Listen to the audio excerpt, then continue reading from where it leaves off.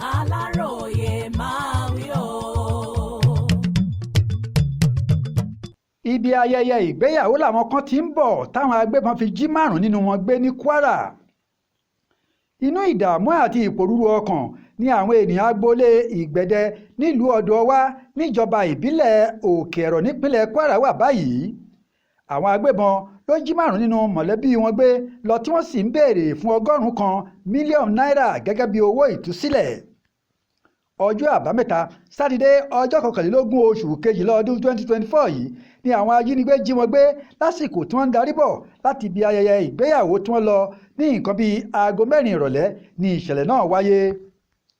Ọ̀kan lára àwọn mọ̀lẹ́bí tó sọ pé àwọn arìnrìn-àjò 5 ni wọ́n ń darí bọ̀ láti Ọ̀gbẹ̀ ìpínlẹ̀ Kogi níbi tí wọ́n ti lọ ṣe ayẹyẹ ìgbéyàwó tí wọ́n sì ń padà sí Odò-Ọwá nípínlẹ̀ Kwara, ṣùgbọ́n lọ́pọ̀pọ̀nà Òbó Ajégúnlẹ̀ làwọn ajínigbé náà tó dìhámọ́ra pẹ̀lú ìbọn àti ohun ìjà olóró ti dá wọn lọ́nà tí wọ́n sì ń yìnbọn sókè kó tó di pé wọ́n jí 5 gbé lọ nínú wọn. Wọ́n ti pe àwọn mọ̀lẹ́bí wọn báyìí tó sì ń béèrè fún $100 mílíọ̀nù náírà gẹ́gẹ́ bí owó ìtúsílẹ̀, èyí tó mú kí gbogbo ìlú náà máa dáwó jọ. Orúkọ àwọn tó jí gbé ọ̀hún ni Olóyè Oyèwọlé Abọ́lárìn tó jẹ́ Olúọdẹ àti ìyàwó rẹ̀ Fúnmiláyọ̀ Abọ́lárìn, Túndé Ọládìpọ̀ àti ìyàwó rẹ̀ Yínká Ọládìpọ̀ tó fi mọ́ Àìná Bọ́sẹ̀.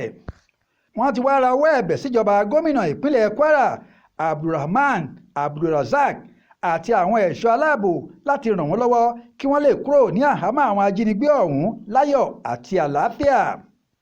Nígbà tí Aláròyé pé alukoro iléeṣẹ́ ọlọ́pàá ẹ̀ka ti ìpínlẹ̀ Kwara Èjìrẹ́ Adéyẹmí Adétóhùn bóyá ó ti gbọ́ nípa ìṣẹ̀lẹ̀ náà, ó ní òun kò tí ì gbọ́ ṣùgbọ́n òun yóò ṣe ìwádìí lórí ìṣẹ̀lẹ̀ ọ̀hún. Ibrahim Alágúnmu ló ṣàkójọpọ̀ ìròyìn fún Aláròyé online television. Akin Akínníyì ló kà á sí etígbọ̀ọ́ yín.